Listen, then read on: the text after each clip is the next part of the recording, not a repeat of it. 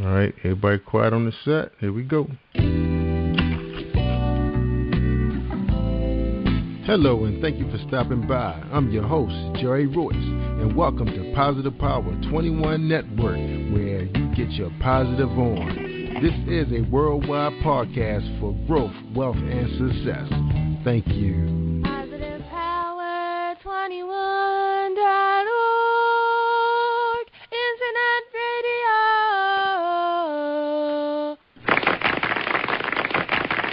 Thank you, everybody. Thank you for tuning in. Thank you. Thank you for joining the Jerry-Royce Show, and welcome to Positive Power 21, a.k.a. Power 21. I am the voice, Jerry-Royce, and when it's all positive, it's all power. That's Positive Power 21. And today's sponsor is the Resume Guy at CareerImageSolutions.com. We got fast tech solutions for your internet needs. They rebuild computer infrastructures and install wireless home systems for security homes and businesses. And also we have this big-time sponsor from the Cambridge, Maryland, is REI Heritage Tours, home of the Harriet Tubman Underground Railroad Museum in Cambridge, Maryland. You can reach them at 410-820-8350 to book your tours.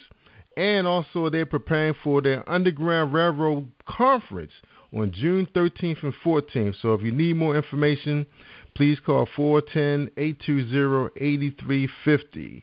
And they will be able to get you set up to check out that big conference. Probably be a lot of authors there also. Also, my sponsor is going to be Lori Williams, the beautiful songbird out of Washington, D.C. Her CDs are on sale on positivepower21.org. It's powered by Amazon, so it's very comfortable online purchasing, okay? And also, we'd like to thank our guests from yesterday's show, Synovia Alexander. She released a book last month called Love Me to Death and Ghetto Love. So those books are available now on ebooks. And again, that's Love Me to Death by Synovia Alexander. And she's one of the best-selling urban lit artists out there coming out of Queens, Jamaica, New York. Also, we have Bernard Blue Roel. We'd like to thank him for coming on our show last week. We're going to have a rebroadcast with him on Friday, so feel free to tune in. The number's on our website at positivepower21.org to access that show. And he has a book called Son, I Got Your Back. Now, that's a good book. That book is about bullying. It's about how a father helped his son overcome some bullies. I think they were in school or his neighborhood. But either way, it's a great book. I know there's a lot of that going on, even on the job, and the NFL, we're hearing about it everywhere. Okay. All right. Today on our show, we have the greatest author on earth, and that's my opinion. And his name is Curtis-alcutt. A few words about him. Curtis-alcutt. Well, Curtis L. Alcutt is a Northern California native and author of several published urban fiction and urban erotica stories. Most recently, he was picked up by Strieber, Simon & Schuster for his erotic thriller, Sins of a Siren. The follow-up, Fatal Intention, Sins of Siren 2, was released in August 2012. His writing journey began in 2005 with the publication of his first novel, Dime Hit List, now released as Eyes of a Player, which was very well received, he says. So right now he's pushing his erotic thriller, Fatal Intentions 2, and also under his pen name, LL Reaper, he's pushing Hell Has No Fury, and that's a suspense thriller series. So check that out. That's under LL Reaper. I guess you can pick that up on Amazon. And again, that book is called Hell Has No Fury. You'll find that on the home page of positivepower21.org. So you'll be able to cop that book probably sometime later tonight. Okay? Now, we want to thank Mr. Curtis-alcutt for leaving his great outdoors in Northern California to visit us here in Maryland, where it's been raining for 2 straight days. So how you doing today, sir? I'm well. Thanks for having me. Sure appreciate being here. Good to talk to you as always. And that's right. Looking forward to spending some quality time here on the Positive Power 21. That's right, man. I think we had you on the show back in, I guess, 08, 09 when I was rocking iRock Talk Radio. Oh, we yeah. Have you on one? Yes. Okay. You sure did. Matter of fact, I think it was my second novel, Bullets and Battles, we talked about. Right. Yes, So still indeed. longevity, man. That's the key. So that's what we want to know. We're gonna ask you to tell our audience, give us some background about yourself, and then you're gonna tell us how you were able to remain in the game. There's a lot of players out there.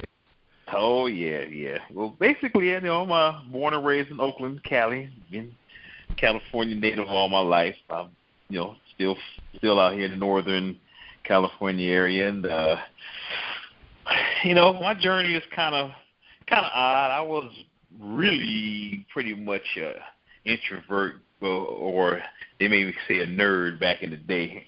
Back in elementary school, I was really quiet. I spent a lot of time just reading. I love reading, and then as time progressed, I actually tested my hand at writing and found that I liked that even more. Being able to create my own world and my own environments, and it was really, I was drawn to it. So I went through, in the elementary school, writing some little stories for myself, and then on my third grade teacher, that's my fourth grade teacher, named Miss Ruby, still connected with her to this day. All right. She talked me into getting into this creative writing contest back in the day. I ain't even gonna say how long ago it was, because it's a little heartbreaking. But anyway, man. Hey man, I wrote this little pirate story. It's kind of a little thriller or whatnot, and I ended up winning. I won $1.50. 3 50-cent pieces. I'll never forget it to this day. And I thought I was the man. I was like, well, I ran a writing contest. But that started something, though.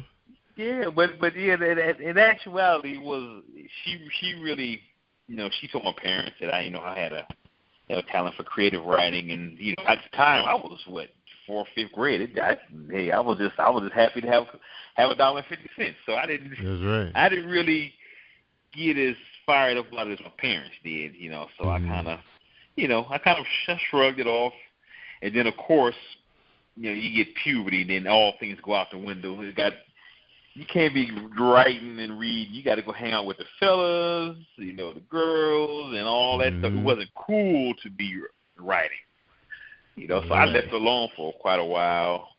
But then, actually, when hip hop came out, I think around 90. Actually, it was the early 90s. I started writing music lyrics. I was just the cats rapping, and and I got into the game for a little while, and I started writing songs. Right. The fellas started asking me to, write me some lyrics. Get out of here. I had some guys.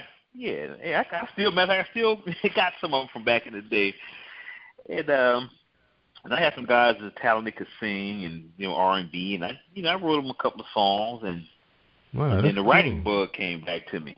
So I progressed on. I went into I started just dabbling and doing my own thing. But it's funny because I wasn't even hip to urban fiction, because I was basically raised on Stephen King, Dean Koontz, Robert McCarran. I liked horror and sci-fi and fantasy and stuff to take me away from it every day. That's right, man. I was big into that. Man, I still got a collection of all their books, but I think the catalyst in me getting into the serious writing was I was in a bookstore. It had to be mid 90s or late toward the end. I ran across a urban fiction section. I was like, what is this? I didn't even know we was getting down like this. Because I knew like Robert Goings and those type of guys from back in the day, but I wasn't hip to. I saw a Jerome Dickey book. Yeah, that was popular back then. Yeah, I think it was Cheaters. I think one of those. I got his book, and I got one of Zane's books, and I read them, and it was like, oh, wow, I didn't even know this was available. And I said, you know what, I could do this. I got a story like this.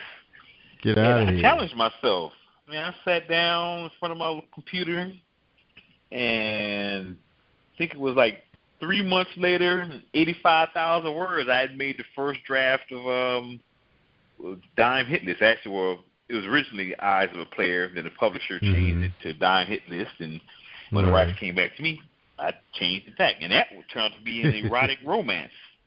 You know, and it was come from the standpoint of I wanted to give a fella's point of view of like romance in the urban area. You know, because you know the women, they got their their opinion on love and romance, and some cats, they don't. A lot of guys don't get into their feelings or how they really feel when there was nobody around, and like. Yeah, you can walk around and say, I don't care if she leave, whatever. That's all good. I'm going to the club and keep it moving. That's right. And it does deep, man. It got into, he was a main guy, Rio. He was a player, raised to be a player all his life. That's all he knew. Uncles, father, everybody else. So you got to have a whole lot of women. Mm-hmm. But his mother's side of the family was hardcore, married till you die. So he was conflicted all his life.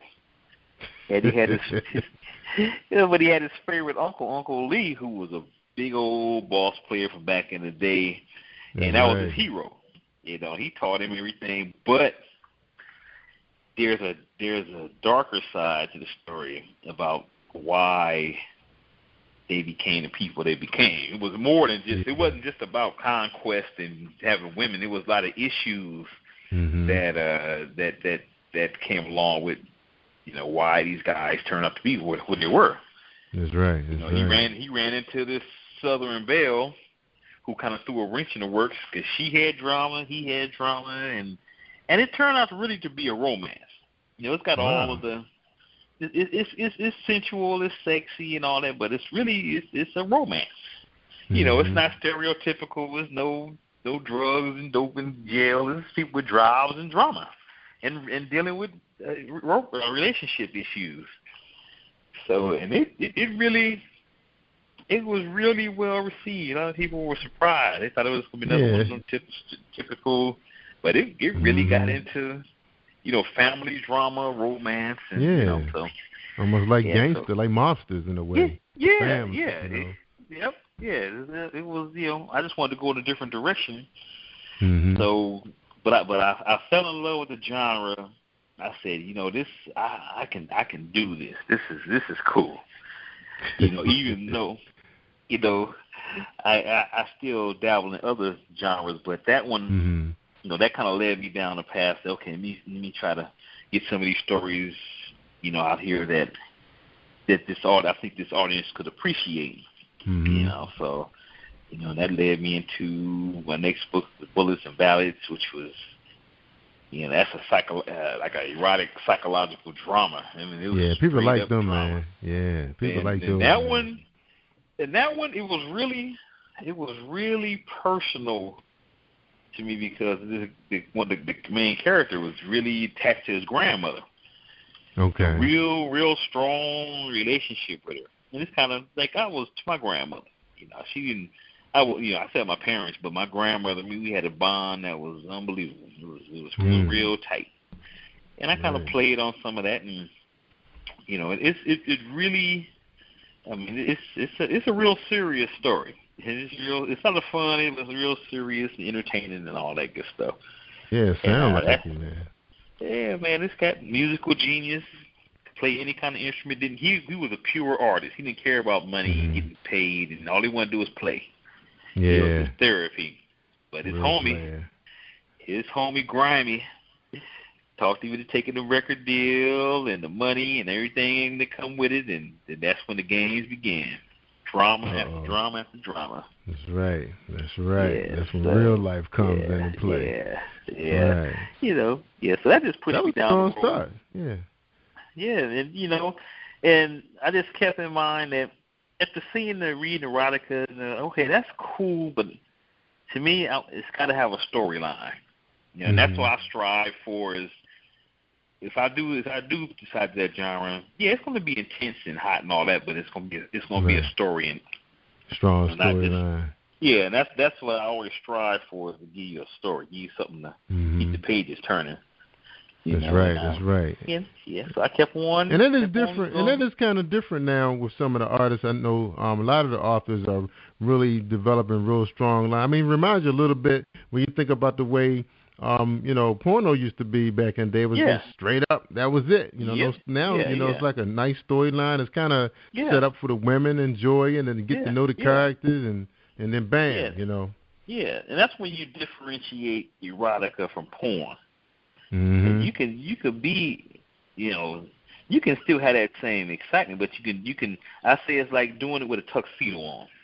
Yeah, you right. have a little finesse and make it classy. It don't have to be raunchy and So even though there is an audience for that, and I'm not mad at them, but that's right. You just gotta you just gotta know your audience. Who are you writing for? You do. So that and that kind of led me into the Sins of a Siren series. Mm-hmm. I said, okay, we got a lot of dudes out here that's in the stories that where the guy is the main character. They go through their struggles, coming up out the hood and starving, and all of a sudden you make it to the top. I said, well, let me try to do this a little different, but with this character, Trenda Fuqua. She's a priest's daughter. Mm-hmm. Grew up in a real hardcore religious home, and Trenda. Oh yeah, she's the one. That's the siren. She grew up in a real religious home. Then when she got like 17, I think it was, she just said, you know what, I got to get out of here. I got to go. I can't deal with this strict family. I got to go out here and do my own thing. Mm. But it was funny. But it's funny that she's hardcore, but she got a good heart, and the stuff that she gets into is not only because she's bad, but she's getting wrong place, wrong time, and she get caught into an avalanche of just circumstances. Mm-hmm. It's like if you wouldn't have been here doing this, then this wouldn't have happened. And I made a point of I laced it with a lot of Bible verses. Actually, it's a lot of the good book in there. Because she grew up being told, browbeaten. Every time she did something, her father quote her a verse, thou shalt not do this and that and other. And as hard as she tried to stay away from it, it always ended up coming back. Every time she get into a situation, there was one will pop up in her head. And she even try to shake it off, be mad, but there it is. It's following her around. I got a question for you, Curtis, about her though. Now, Trenda. Now you said she hard, but she come from a heavy religious background. How did she get hard? I mean, how did that happen? As a teenager, so young. Because she was running. She was running with the wrong crowd. She wanted the excitement. She didn't want to. She didn't want to. She didn't fall into the just go to church and be happy. Every chance she got, she would sneak out and try to go. Matter of fact, I think she started off in Baltimore and made it work her way across town to Oakland. She was out there. Yeah, she had to go to church, but she was doing other things in between. She would go hang out with the other folks, the not so. So she liked the streets then, huh? Yeah. She fell into the streets. That was her excitement. She loved it. So, and it just started. She started making choices that led her into basically having to run for her life. All right. Now this story. Now in the first book, it carries her through. She's a teenager the whole time. No. Well, it just shows, a little bit of her background as a teenager, but it picks up when she's, I think, her late 20s. Okay. Right. Yeah. She's like 26 or something like that. Okay. But it just explains where she came from. But the story starts when she's like around 26, I think it is. Oh, okay. Yeah. But she got mixed up in the wrong crowd while she was in high school. Okay. Oh yeah. In the streets, she would go. Even though they stayed in a decent area, she would go run right down. Like she liked West Baltimore. She was. Yeah. Yeah, she was all up in that area. She was just caught up in the excitement. So, and then even though she had, there was moments where she would break through and want to be good, but it's like, nah, I'm not ready yet. I'm just gonna stay with this exciting stuff. Yeah, man. She was dealing with West Baltimore, man. She was dealing with some stuff. He talking about Emerson Village, Oh yeah. North Avenue, White Oh Lock, yeah. and all Yeah. those guys, man. Those dudes, they hold Yeah. you prisoner, man. You Oh know, yeah. Yeah. Yep. Yeah, that's so funny because matter of fact, I had been out there before the Aero story. I went by the ESPN zone and Camden Yards and all that, and then I went down and then by DC up in them areas over there. So I got a good, a good feel. I said, you know what, this is right where she had to come out, right up out of here. Yeah. But she was only there for a short time though because she had a dirty cop that was obsessed with her.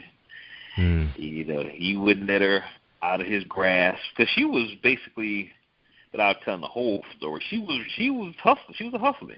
She would run. She was like a mule carrying big quantities of dope.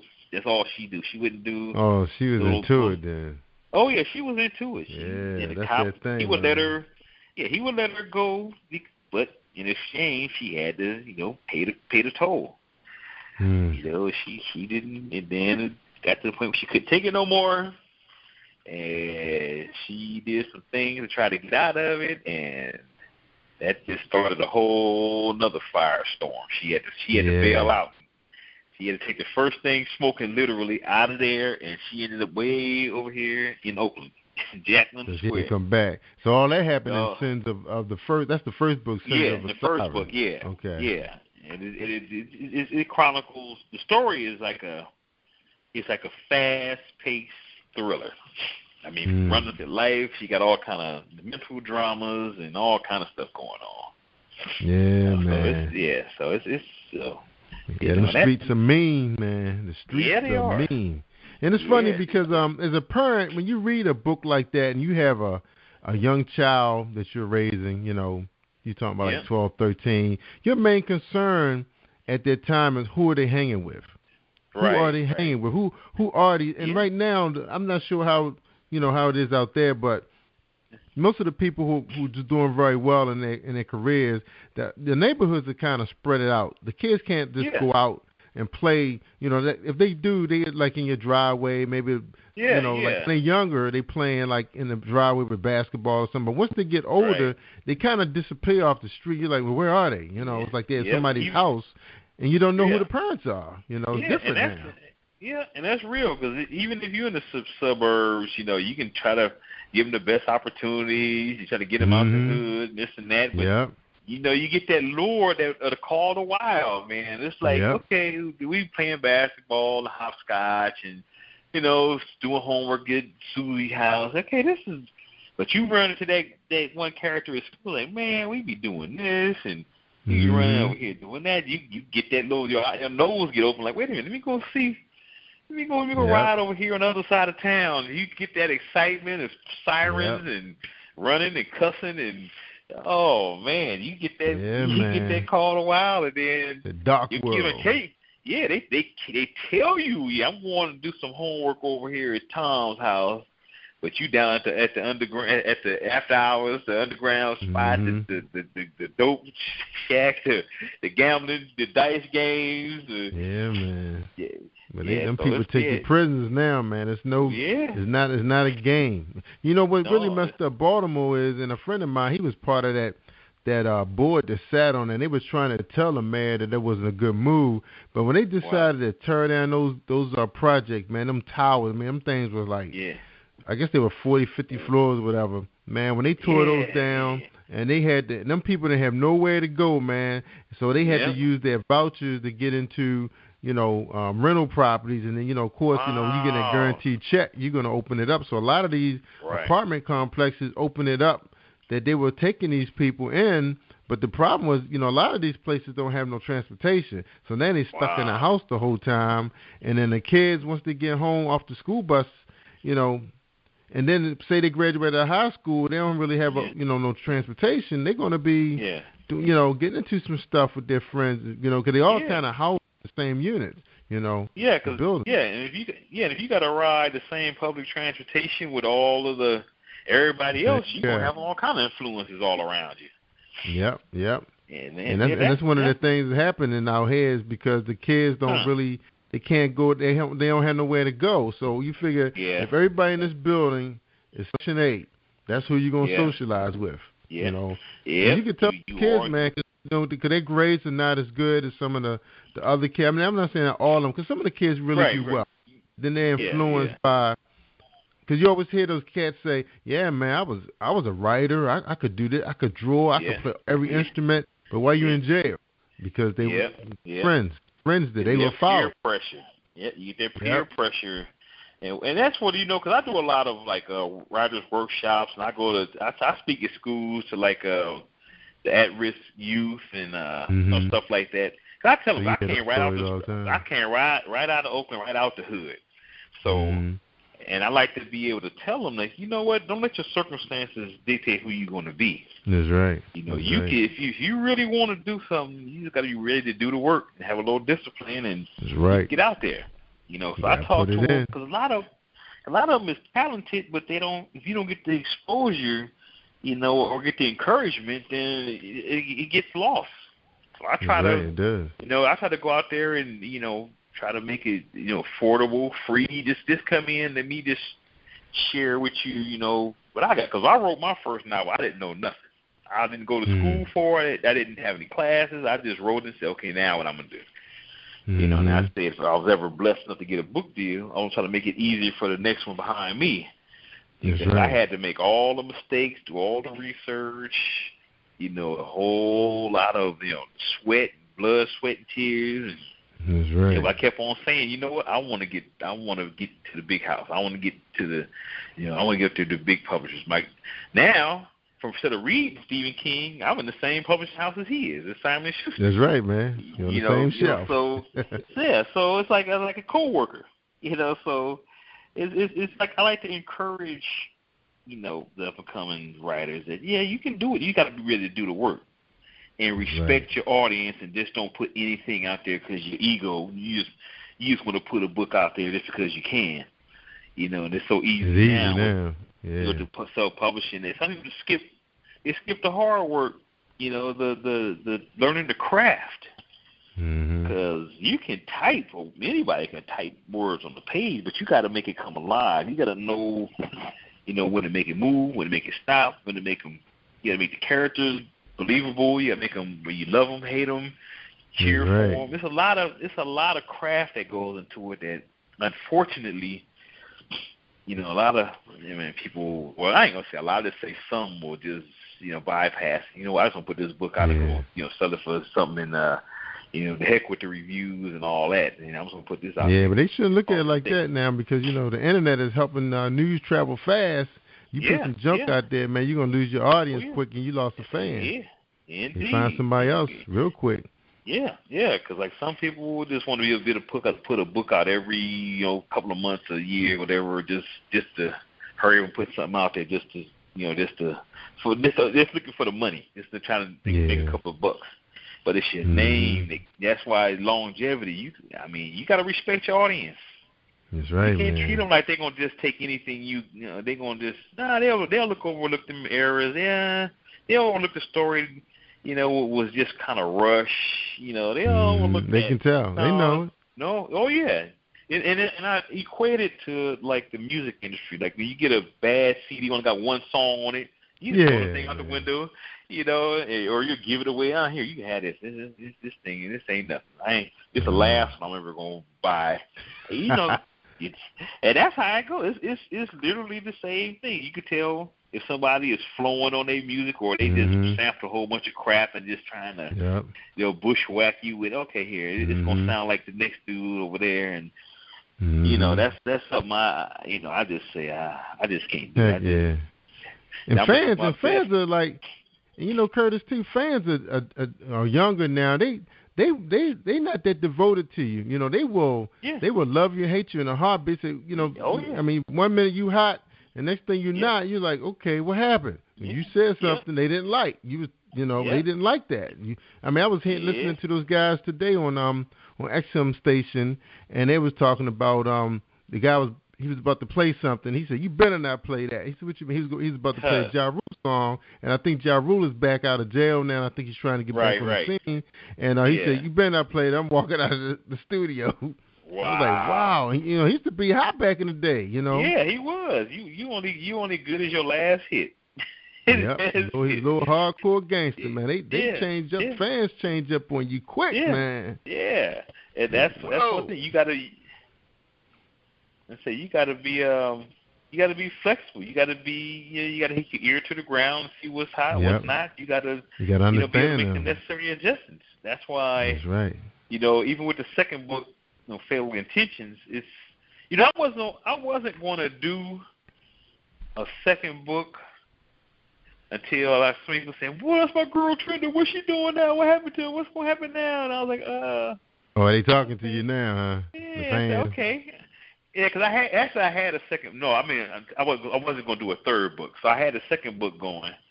Mm-hmm. And it's not like it's a standalone. It's not like you have to have the first one to enjoy the second one. Okay. Because it's just two different stories, but they do connect. They intersect. There is a little backstory that'll say, okay, I need to go check that out in the first book. So you don't have to have. You won't be totally lost. And I was like, okay, this is gonna be it. Just the second book. Man, before I got that thing out there, like, okay, now what's she gonna do now? What's that? And I was really like, okay, I'm done. But next thing I know, I found out halfway into the third book. It's probably gonna end up being just this trilogy because the way I want to end it, I think people will be satisfied with. Okay. So she gonna go do her thing, and she gonna show a little growth here and there, and still having issues, but it's I don't know. It turned to a family. Her and her little crew, that the main characters that she ends up running around with. So it's I got a little bit of a feeling for them, but I say, well, I'll tighten up the last one and then see if that's gonna be the last. But also fans dictate them next move, right? Yeah, they do. If they ask us for it, you better feed them what they want. That's right, man. I'm hearing authors tell me that they on their fifth book now. They were trying to stop at the second one, man. Oh yeah. But that happens. I mean, it's a good thing. But one thing I chose not to do was just be pigeonholed in just one genre. That's why I am also co-author of the Black Widow and the Sandman series. Okay. It's a suspense thriller series. I guess the closest you could get to it would be like a hybrid of Mission Impossible, James Bond, but primarily African American heroes. Okay. Like the Sandman is like a military trained hitman, assassin, mercenary, baddest cat on the planet, sniper, all that. Yeah. And he's got and the thing about it, he's not called Sandman for the reason people may think, just because he put people to sleep. There's another meaning to it that you have to read to find out what that's all about. All right. And that's under LL Reaper. The LL Reaper. That's under LL Reaper. Right? Yeah, that's all right. I co-authored that series with my mentor, Miss Dietrich King Bay. All right. Yeah, so that is that's an ongoing series. And then the Black Widow is genetics, engineer, genius, chemist, sister, assassin. And they really didn't like each other a whole lot. They don't like people a whole lot, but they kind of get thrown together. Yeah, and if you remember that series, Charlie's Angel, from back in the day, where they had Charlie, you never did see him. You never saw him. There's this character called Shadow, who kind of makes them do certain things, he's the only person on the planet that can get away with manipulating the way that he does. And there's a whole lot of reasons why he can and why he does, but it's really it's a real thriller because actually in the first book there's like these bad guys put this little plague out in Cuba that's killing kids. It's literally taking the flesh off the bones. Oh, kids. Which one is that? Is that Black Widow? That's the Black Widow, the Sandman. That's the first book. Okay. Okay. And it's all Black Widow and the Sandman. But like I said, the second book is Black Widow and the Sandman, Hell Hath No Fury. Mm-hmm. And it's an ongoing series that and our goal is to have it ongoing like James Bond. You know, every year or two you got a new one. That's right. And this That's one right. is third story is just about done, and it's a whole lot more sketched out, ready to go. But it is a real and it's not marketed as a quote unquote African American story. This is mainstream. Everybody can dig it. That's right. It's got all the hot. So this can be picked up by the silver screen one day. You can get a call. Well, all I can tell you is I can't tell you. All I can tell you is I can't tell you. It's right in that area. That's right. I hear you, man. Because it's got all of the high tech weapons. It's international espionage. It's not a local story. This is right. I mean, this first story takes place in like Cuba, Florida, California. The next story goes down to the rainforest. You know, it's a whole. I mean, it's global, and it's got all the special gadgets, special weapons. Everything. It's got all that, and it's Sandman. And actually, the fifth book that's my favorite. I can't wait to get to it. That's gonna be my favorite story. I can't wait to get to that one. There's so much that I want to say about it, but I can't. But yeah, that one. Hey. Everybody should pay special attention to the Black Widow Sandman series. So when do you think that one's going to come out? So you said that you're working on the fourth one right now? Yeah, the first two are out. Black Widow Sandman, the very first one is out. And the newest one is Hell Hath No Fury. That one is out now. Okay. And the third one we're wrapping up now. It'll be getting out here pretty soon. But I can't even count how many got sketched out down the road. And like I said, I can't wait for the fifth one. Wish I could even take the title, but I'm gonna leave that alone. But that series is, that's a totally different breakaway from erotic thrillers. This is straight up, the action fight scenes, everything, all international. It's got all that stuff that make you say, "Whoa, I didn't see that coming," and da da da. And it's got some romantic tension. If you don't know, I mean, like in the first Black book, Widow, so Black Widow and Sandman, they have a relationship. I say they have to work together. They work together, but man and woman, and you working together. They still got chemistry. She literally tried to kill him. Literally, she poisoned him in the first book. That's all I can say. And if you think you're going to be able to get away with poisoning the most dangerous assassin on the planet without no repercussions, then. That's right. And she's still breathing, so that tell you something there that, okay. But he gets his revenge, and, so it's not your typical, Mr. and Mrs. Smith type of thing. It's a whole lot of issues, because it deals with, these are not cartoon characters. They got issues. These people, if you kill 120 people, your brain ain't gonna be normal. You got your emotions, your psychology is and it deals with that. These people don't. They get hurt.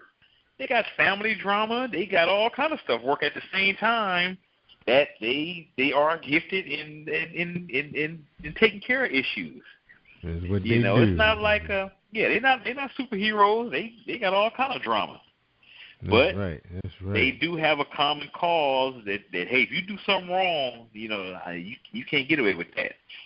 That's even though, like the Sandman, he's a hit for hire. He's like, whatever. He can be cold as a rock, or he could be emotional as a grandmother. It just depends on the situation. Yeah, that's true. That's true. Yeah. So, but that one, you got Black Widow and the Sandman. They are not to be fooled with. Something like a tape. Right. Well, look like that's a very successful series for you. Now, Curtis, how's the your fans? Like, are you doing book signings like the big festivals around? There's a bunch of them coming up. Actually, for this year or the last year, I've been on kind of a little hiatus because I had to say a lot of it is because of Black Widow Sandman. There is a lot going on with that right now. So I'm kind of dealing with that. And I'm working on finishing up a couple of new books. As a matter of fact, I'm working on a paranormal thriller. A good against evil kind of horror story that's going to shock a lot of people. Now, Curtis, how you do this, man? Now you have the Sandman on the table that's unfinished, right? Yep. Okay, you have a co-author, and then you have I think you said you're still doing something with the Fatal Attention. Yep. Right. And then you got the paranormal thing happening. How you maintain your storylines on all three books when they're not done? Are you recording your stories so you can come back to them? Remember, what's your technique? I just write. You know what? I don't know if it's a gift or a curse or whatever, but gotta be. I know some people who write, little notes and keep them, or gotta record. Me, I just sit down and just say, okay, let me write. Let me figure what I need. Okay, if I need a character to be like this, let me think about it. What do I want? So I just write. So you just pick up right where you left off. So if you have to leave Sandman on the table for a moment, because you're trying to get. Now, are you publishing all of these under publishing house on deadlines, or or a few of them you just working on the way you want to work? The Sins of a Siren, that's under Simon & Schuster. I did have deadlines with that one, but the Black Widow and the Sandman, me and Dietrich decided early we were going to own everything. Okay. We own all the rights, all of everything, because we visioned this to be. It can go so far that we want ownership. We could have shopped it to publishers and all that, but we wanted to own. We wanted to own, we looked at merchandising, cartoons, video games, everything. Yeah, I can see that. We just decided that we were going to own it. So everything stops with us. You don't have to get no rights, no permissions from nobody except for us. So, and right now, all I can say is it's working out well. It was a good decision for us to do it this way. And I like to encourage other authors take some ownership in something. You get consider. I mean, it's great to be published. Don't get me wrong, but if you get an opportunity to take ownership of something, be an entrepreneur, at the highest level, hey, consider it, do it, learn what you need to know, learn the business, and it's nothing as great as you sitting at a conference table with a lot of big numbers being thrown at you, and at the end of the day, all eyes turn to you. Say, is that okay with you? Would that work for you? Right. You get to. I know one. I forgot. I think it was Bernard Hopkins. He said, "Don't let other people count your money." That's right. Just take some ownership. Just think along the lines of entrepreneur. That's right. Oprah said, "Don't write your check." Right. Hey, that's it. If you got the opportunity to write your own, why not? That's right. So not everybody is cut out for that, but it is an option. It's something to consider. Right. Me personally, I have done some self-publishing, help publish some other people, but I'm more creative. Just let me write.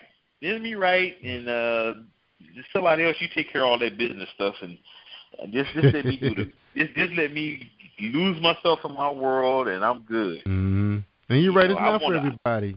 It's not. I mean, some people thinking about it because they want to maintain ownership and control, but like you said, that's not their thing. Maybe just do what you do. And you got to know your limitations. You got to know if you're not savvy with accounts receivable and distribution and royalties, statements, and taxes. Choosing the artwork. You got to stay in your lane. That's why people get paid to do certain things. I mean, it's good to be knowledgeable of how it works, but to think you're going to do it all and do it all successfully, you have to be a super intelligent, special being to get all that done and get it done right. That's right, Just figure out what you're good at and be good at that. You can learn as you go, but don't try to bite off too much. Yeah, there's a lot out there, especially now. What are you doing about like promotion? Are you responsible for doing some promotion, or the publishing house is responsible for majority? Yeah, and that's another misconception. A lot of people think that once you get signed, you think, oh, they're gonna fly me in jets here, and they're gonna get me in every bookstore around the world. They're like, no, not right away. You got to be, Stephen King, Dan Brown kind of, when you get to that status where you a mega star, then you can get it like that. But you got to earn your way. You still got to earn your keep. Cat. When you get to that status where you sell 1 million books a month, or crazy like that, he's like, we're gonna put you. You don't have to put you everywhere. But so what's you a good number? Yeah, that's right. What you think a good number is now that maybe a smaller publishing house would be satisfied from an author? Because I know now they're counting the e-books. I guess money earned is money earned, Right. So that did change the whole dynamic. Is now that you got e-books and that stuff to consider, it's a lower cost material wise, and it's a lower cost on the price, your overhead. Mm-hmm. So you got to sell volumes to kind of make up for. Instead of selling a book for $15, you can sell an ebook for $5 or whatever. Mm-hmm. You got to consider that that if you got it in advance, you got to pay all that back before you start getting your little money. So that's right. It's like music. Because I remember before, you had to buy like a whole CD, just like you said, just for 1 or 2 hits. Yeah, it's not fair to the consumer. Right. So now you get it for 99 cents. Yeah, and that's why now that you can go like to iTunes and this and that, you can select what songs you want. You just got to go with the market. Some people say, I don't want to do ebooks. I say, well, you better do it, or somebody else gonna do it, because if you're smart, everybody in the world got a smartphone now. They can download your book right here and read it on the subway and walking. So you gotta grow with the punches. Back in the day. Yeah, that's what I like about it. While I'm waiting for my daughter to finish up with her activity, I can just pull it out and finish up a book. Yeah. Sometimes I'm reading about 3 or 4 at one time, and I can't carry 4 or 5 paperbacks around like that. Right. My phone. But I tell you what, I don't think paper books will never go away. Yeah, they some won't. People are purists. They just like to feel and touch. Turning the page, smell the pages, bookmarking it. Yeah. And I like to tell people, I like to tell guys in my some of my little workshops. I say, okay, tell you what, you can take your little e-book out there. We gonna go camping, and you all of a sudden we on the campfire. You read to your girl, and all of a sudden the battery dead. Like, oh, what happened? And then the dude across the way, he kicked his book over the front of the fire and keep it moving. She's like, wait a minute, let me go over there. So you got. That's right. And then he got his little charger. He got his little thumbnail battery charger. Yeah, you better hope you got something. And then, but I know a lot of people just purely just like the feel. I mean, I like it. I like to have that page, and I could dog ear it and highlight something, and and it's just the feel. So it'll still be there, but you have to consider this is the electronic age, the digital age, and people are looking at their phone, the short attention span. It's like, hey, I ain't got time to go run down here to the bookstore, and the brick and mortar stores are going away. It's like, this is where it's at now.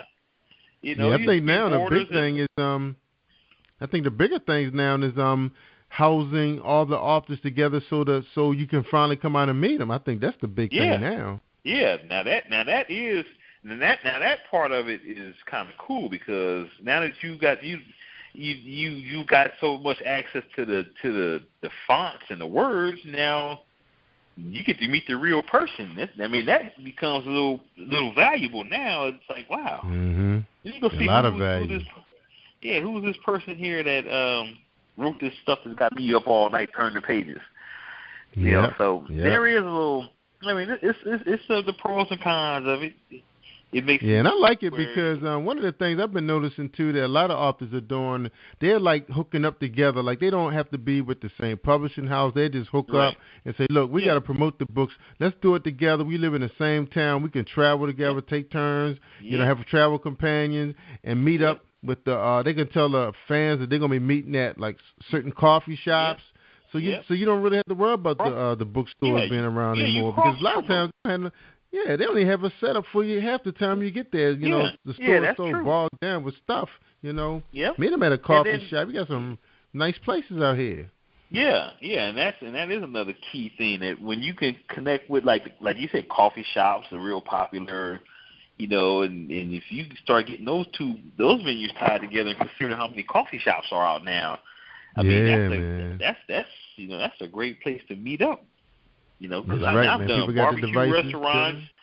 I've done barbecue restaurants, you know, street fairs, hair salons.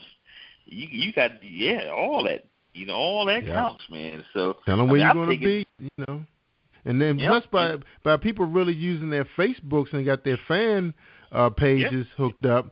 You know, you're talking about so many people got 3,000-4,000 fans spread it out. You figure they tally up and find out what cities they in.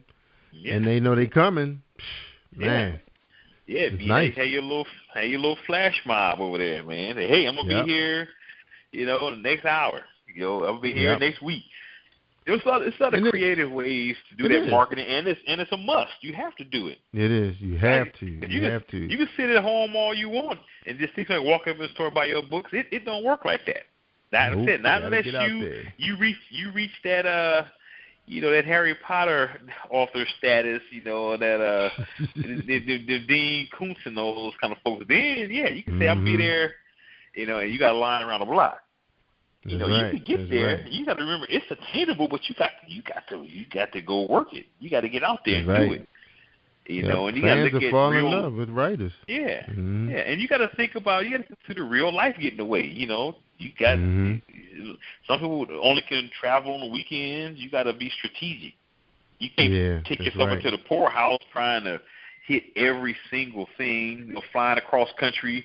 You might fly from here to the BEA in New York, and you might sell one book. You might sell 20 books. That would see. You know, unless you get in fronted, you know, by your publisher or whoever, you get your room, your airfare, your food, and you know, by the time you get there, you got to hope that heck, you sell a whole lot of books. But if you in it for only the money, then you looking at it from the wrong angle.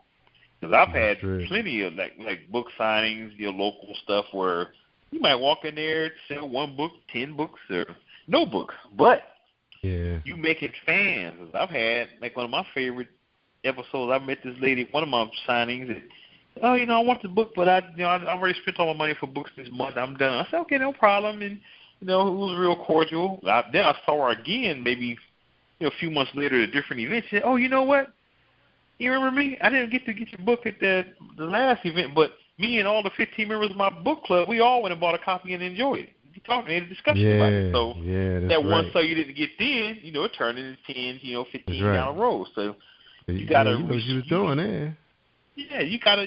That's why you gotta treat everybody with respect. Yep, because I mean, I've been with some people on some multiple signings with multiple authors. They get there looking at like one, two. Ain't nobody here buying no books, and the attitude it shows in the way you interact with the people. You know, and it's like, and I learned that early. Like, you know what? Treat everybody like they're kings and queens. That's right, man. You never know. And plus, with the internet the way it is too, Curtis, you know, like we're gonna, you know, Boss is gonna be considered one of the, you know, the big boys out there eventually. We're gonna be offering webcasts where you get a chance to hang out with the author and get to see him and talk to him. Because they got some other software out there that's bigger than just doing these audio webcasts. You can actually do video casts as well. So we're gonna be hosting a lot of. Once we start getting our groups really big, and the authors understand that we're working with how to you know, engage their customers, their fans. We're gonna be offering a lot of that, man, to make it a real experience for the fans, man. Yeah, and that's exciting to think that you can use that technology, and you can reach somebody in New Zealand, you know, from California, you know, and to the world is only big as a mouse click away now. I know. And if you can figure a way to get it out there like that, man, because people can buy your book from any point on the globe. That's right. I've gotten emails from people from England, from Japan, and I like your book. I'm like, we get Japan a lot. Yeah. Yeah, it's like I had no idea that, you know, people even knew my name over there. And it's like, you got military bases, man. They following you. Yeah, indeed. They don't got nothing else to do but to read. Yeah. that, correctional facilities, and man, it's like what you mentioned and doing. That's great. You connect with you get the video, Skype, these interviews or whatever the heck. Make it more personable for the audience to be able to look at you and say, hey, how you doing? And, make it, you make the experience more, worthwhile. Heck yeah, man, 'cause like you said earlier, man, everybody got smartphones and tablets, and all of those devices have, like, excellent built-in video capabilities. So all we have to do is just set it up with the author, put it out there in a promotion, and like I said, man, just, one of the things you and I talked about earlier is that it is so many good writers out there that are putting out beautiful looking covers and good material, but they're looking for fans. So if they may have to start stealing fans. Only but so many readers in the world. And writers. That's it. Yeah, and that's and the biggest key to that is give them your best. If you give them that garbage, they turn on you quick. I mean, you gotta you might be able to grab them on that first one, but you fool me once, shame on you. Fool you twice, shame on me. Thing. It's like, hey, you gotta respect them. You gotta put the work in, because it's nothing worse than gaining the audience and then losing it. Real, what happened to all my readers, my 5-star reviews? Now I'm getting half a stars and no stars. And, no downloads. You have to respect the craft. Don't let your eyes and dollar signs make you lose the focus of what you're doing. This is your bread and butter. This is your name. This is your work. Right. This is your great work. Absolutely. And you don't respect your fans, they're not going to respect you. And they are quick to leave you in the dust and go on to the next. That's right, man. You see it happen in the you see it happen in the music industry all the time, man. All the time. They say, what happened to so-and-so? They were just a million songs. Now you can't find them nowhere. It's like, well, they don't even show them. They don't play the music no more. They getting beat up in the street too. Yeah, look, some of the artists getting beat up in the street by the fans now. It's like, crazy, but man. That's why you say you look at people like Donald Goings and people who've been around, Shakespeare and all these old writers from long time ago. Their books are still touching people. It still got fans. Still on the shelf. Like, because I'm looking at, like I keep on going back to like Stephen King, Dean Koontz. I go back to Tolkien. I read the Lord of the Rings books back in the day, way back in the day. Yeah. But it's still timeless. It's like, just what? Like good music. Just like good music. Yeah. Just like a good music. You see, this is old school music. Man, that's music. It's timeless. It was something that was, it wasn't rushed and hurried, just threw out there just for the sake of putting it out there. So there is, that's something I like to encourage new authors to consider that. Don't think just because you want to put something out there just because to put something out there in a hurry. Think about your legacy. You want people to say, "Well, the first book was cool, the rest of them was garbage." It was just like just hurry, just trying to put something out there. That's right. I've been working on this one paranormal story for almost a year now. I could have been finished it, but it's certain parts of it I just had. Yeah, I just didn't want to rush through it. I wouldn't feel comfortable because, you have to respect your artists. If you want them to come back, you better treat them like you want them to come back, because that's going to get away from you so fast it ain't even funny. That's right. All right, Curtis, we're going to get out of here, man, and all right. We really appreciate having you here. But before you go, man, I know you laid a lot of great advice for new authors and even authors that's out there that's been out there for over a year now. But I think what you're saying is concrete, and they need to know that. So any last things you'd like to leave them with before we close the show out? I'll just say, man, let's work on the craft, man. Because, I hate to say it, there's a lot of people that complain about getting books that's, full of errors and, stories that go anywhere. And, it's just, we need to just uplift. And we just got to step up, You just have to consider your audience. Try to, do the best you can with what you have, but that's good. But sometimes you got to do better, So just keep it in mind. Keep the craft, respect the craft, And that'll work for everybody. Like they say, rise and water lift all ships. Mm-hmm. So if everybody right. step their game up, that'll just make us all look better. That's right. Yeah, so we don't have just a whole lot of books out there saying nothing. All right, man. We appreciate having you, man. Okay, my pleasure, man. It's my pleasure. Anytime, man. Anytime. Yeah, that's right. We hope we be able to dial back into you and see what's going on, so we can get a group of you guys together and talk about what's going on. Maybe get some young authors together and get a chance to do a show with them. So we're looking at doing some exciting things here on Power 21, and we hope we can get you involved with it. Ladies and gentlemen, that's Curtis-Alcutt. He has Sins of a Siren 2 out.